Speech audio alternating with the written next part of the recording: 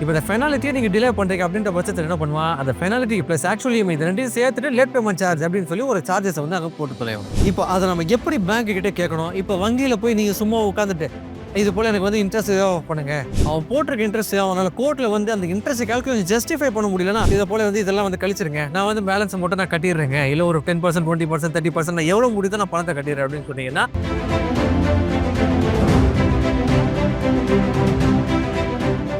வணக்கம் நண்பர்களே. நான் உங்கள் அட்வொகேட் பரத் கௌரிசங்கர் பேசுறேன். எல்லாரும் நல்லா இருப்பீங்க நான் நம்புறேன்.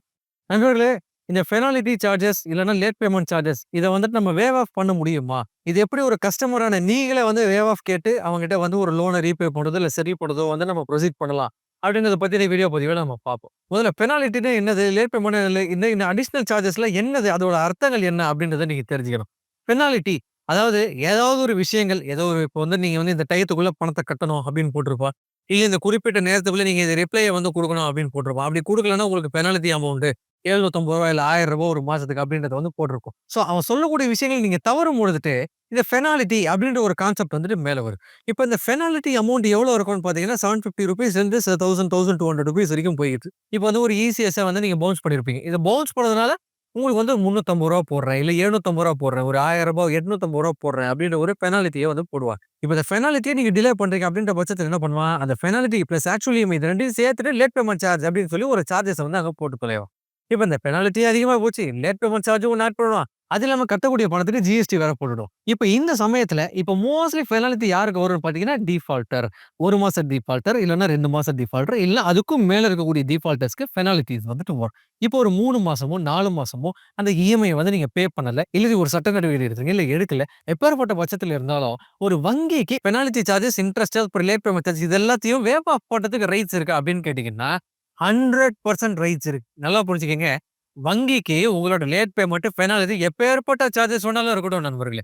அது எல்லாத்தையும் வேவ் ஆஃப் பண்ணி பேலன்ஸ் பணத்தையோ, இல்லன்னா ஒரு செட்டில்மென்ட் அமௌண்ட்டாவோ உங்ககிட்ட ரிசீவ் பண்றதுக்கான எல்லா விதமான ரைட்ஸுமே இருக்கு. இப்போ அத நம்ம எப்படி பேங்க் கிட்ட கேட்கணும்? இப்போ வங்கியில போய் நீங்க சும்மா உட்கார்ந்துட்டு, இது போல எனக்கு வந்து இன்ட்ரெஸ்ட் ஏதோ பண்ணுங்க. இது போல வந்து இதெல்லாம் வந்து கழிச்சிருங்க. நான் வந்து பேலன்ஸ மட்டும் நான் கட்டிடுறேங்க. இல்ல ஒரு 10% 20% 30% நான் எவ்வளவு முடியுதோ நான் பணத்த கட்டிடுறேன் அப்படின்னு சொன்னீங்கன்னா, ஒரு துளி கூட உங்கள செட்டப் பண்ண மாட்டான். ஒரு ஆடிட்டரோ, அட்வொகேட்டையோ கூட வச்சுட்டு ஃபர்ஸ்ட் ஒரு தகவல் அறிக்கைய நீங்க குடுத்துருங்க. அது நீங்களாவும் குடுக்க முடியும். இல்ல ஒரு அட்வொகேட் மூலியமாவும் குடுக்க முடியும். அந்த தகவல் அறிக்கை குடுத்ததுக்கு அப்புறமா நீங்க உங்க பிரான்ச் மேனேஜர் கிட்ட ஃபர்ஸ்ட் ஒரு வாட்டி போங்க. சார் என்னால பே பண்ண முடியல. தகவல் அறிக்கை குடுத்துருக்கேன். இல்ல சட்ட அறிவிப்பு குடுத்துருக்கேன்.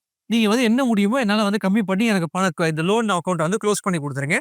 என்னால இந்த இன்ட்ரெஸ்ட், பெனல்டி அமௌண்ட் பே பண்ணக்கூடிய வசதியில நான் இல்ல அப்படின்றத தெளிவுபடுத்து. தனியா போகும்போது மேனேஜர்ஸ் அக்செப்ட் பண்றது சிரமமான விஷயமா இருக்கும். ஒரு அட்வொகேட், ஆடிட்டரையோ கூட்டு போகும்போது கொஞ்சம் அவன் கன்வின்ஸ் பண்றதுக்கு ஒரு ஈஸியான ஒரு ரேஷியோல அவன் இருப்பான். சோ இப்ப நீங்க போயும் வந்து அவர் கன்வின்ஸ் ஆகல அப்படின்ற பட்சத்துல நீங்க என்ன பண்ணலாம்னா, லோக் அதாலத் அப்படின்ற ஒரு ஆப்ஷன் நீங்க எடுக்கலாம். சரி வங்கிக்கு வந்து அத வேவ் ஆஃப் பண்ணி உங்ககிட்ட வந்து ஒரு அமௌண்ட்ட வாங்கி, அது லோன் அக்ரீமெண்ட்ட குளோஸ் பண்ணிக்கிறதுக்கு எல்லா விதமான உரிமைகளுமே இருக்கு. அப்படின்ற பட்சத்துல நீங்க இந்த penalty amount, late payment penalty amount இல்ல எக்ஸார்பிடன்ட் இன்ட்ரெஸ்ட் அதாவது அதிகபட்சமான இன்ட்ரெஸ்ட் எதுக்கு என்ன கணக்கு போடுறான்னு தெரியாம நண்பர்களே ஒரு ஒரு கால்குலேட்டர்ல கணக்கு போட்டா கூட இன்ட்ரெஸ்ட் இதுதான், அசல் இதுதான் சொல்லி கிளியர் கட்ல கணக்கு வந்துரும். ஆனா அவன் போட்டிருக்க கணக்கு எடுத்து பார்த்தீங்கன்னு வச்சுக்கோங்க, அவனுக்கே புரியாது நான் எதுக்கு இந்த வட்டி வந்திருக்கு, எதுக்கு இது வந்து கேட்டா சிஸ்டம் போட்டது, கேட்டா கம்ப்யூட்டர் தான் ஜெனரேட் பண்ணுச்சு அப்படின்னு சொல்லி கதை வச்சு விட்டுருவானுங்க. நீங்க அதே வழக்கறிஞர்கள் மூலியமா என்னால இந்த ஃபண்ட் தான் செட்டில் பண்ண முடியும்னு சொல்லி நீங்க தாராளமா இப்ப வங்கி தான் லோக் அதாலத் இனிஷியேட் பண்ணணும்ன்ற எந்த அவசியமும் கிடையாது. வங்கி தான் ஆர்பிட்ரேஷன் போடணும்னு சொல்லி எந்த ஒரு அவசியமும் கிடையாது. உங்களுக்கும் ரைட்ஸ் இருக்குல்ல. ஆர்பிட்ரேஷன் சட்டப்படி 2 பேரும் சேர்ந்து தான் நியமிக்கணும். இங்க 2 பேரும் சேர்ந்து தான் நியமிச்சுக்கிட்டு இருக்கானுங்க. கிடையாது. நீங்களும் ஆர்பிட்ரேஷன் போறதுக்கு எல்லா ரைட்ஸ் இருக்கு. லோக்கல் போறதுக்கு எல்லா விதமான ரைட்ஸுமே இருக்கு. சோ, உங்களுக்கு லேட் பேமெண்ட் பெனால்டி வந்து கம்மி பண்ண மாட்றா? இல்ல செட்டில்மென்ட் பண்ணும்போது வந்து ஒரு நியாயமான விலைக்கு வரமாட்றா? சில பேர் வந்து வாங்கின 2,00,000க்கு 2,30,000 2,40,000 கூட கட்டியிருப்பீங்க. அவுட்ஸ்டாண்டிங் பார்த்தீங்கன்னா, இப்ப வரைக்கும் மறுபடியும் 1,50,000 1,60,000 கிட்டத்தட்ட ஆல்மோஸ்ட் 2,00,000 கிட்ட கொண்டு வந்து வச்சிருப்பான். கிட்டத்தட்ட டபுள், ட்ரிபிள் மடங்குல தான் எல்லாருமே வந்து பணம் கட்டுறீங்க. அப்படி இருக்கும் பட்சத்தில் நீங்க தாராளமா லோக் அதாலத் இனிஷியேட் பண்ணுங்க. நீங்க தாராளமா ஆர்பிட்ரேஷன் இனிஷியேட் பண்ணுங்க. இல்லையா சிவில் கோர்ட்க்கு போய் நீங்க லோக்கல்ல டைரக்ஷன் வாங்கிட்டு வந்தீங்கனாலே முடிஞ்சு போச்சு. அவன் போட்டிருக்க இன்ட்ரெஸ்ட் அவனால கோர்ட்ல வந்து அந்த இன்ட்ரெஸ்ட் கால்குலேஷன் ஜஸ்டிஃபை பண்ண முடியலன்னா, அடுத்த செகண்ட் பெனால்டி, இன்ட்ரெஸ்ட் எதையுமே அவனால கன்சிடர் பண்ண முடியாது. வாங்கின பணம் என்னால இந்த பணத்த குடுக்க முடியாதுன்னு சொல்லி நீங்க தாராளமா இது பேர் என்ன சொல்லலாம்? One time settlement. இந்த ஓடிஎஸ் பேசி நீங்க பிரச்சனைய குளோஸ் பண்ணிட்டு வெளில வந்துர முடியும்.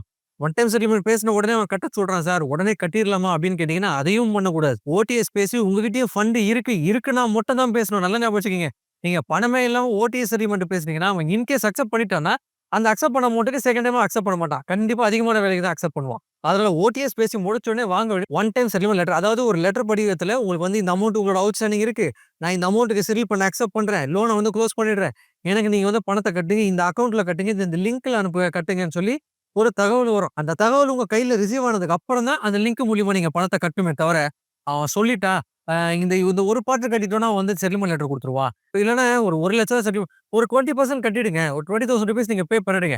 அதுக்கப்புறம் அவன் செட்டில்மென்ட் லெட்டர் எடுத்து தரேன்னு சொல்லி கதறிப்பான். ஒத்துக்காதீங்க. அது பண்றதுக்கான எந்த விதமான சாத்தியமும் கிடையாது. செட்டில்மென்ட் லெட்டர் இருந்தால் ஒன் டைம் செட்டில்மென்ட் பண்ணுங்க. அதேபோல செட்டில்மென்ட்ட வந்துட்டு 3 ஸ்பிளிட், 4 ஸ்பிளிட்ன்னு சொல்லி தயவு செஞ்சு பிரிச்சுட்டு போவாதீங்க. லாஸ்ட் ஒரு ஸ்பிளிட் நீங்க பே பண்ணலனாலும் கட்டுன மொத்த பணத்தையும் வந்து கன்சிடர் பண்ண மாட்டான். வட்டியில கழிச்சு விட்டுருவான். அதனால ஒன் டைம் செட்டில்மென்ட் நோட்டீஸ் இருந்தால் மட்டுமே செட்டில்மென்ட்க்கு அப்ரோச் பண்ணுங்க. இல்லன்னா செட்டில்மென்ட் பண்ணாதீங்க. சட்டப்படி, நியாயப்படி நீங்க என்ன நடவடிக்கை எடுக்கணும்னு விரும்புறீங்களோ, உங்க அருகாமையில இருக்க அட்வொகேட்ட சொல்லி அந்த நடவடிக்கை எடுத்து கொண்டு போய் நமக்கு வந்து பணத்த கட்டாம இருக்கணும்னு சொல்லி வந்து நம்மளோட நோக்கம் கிடையாது.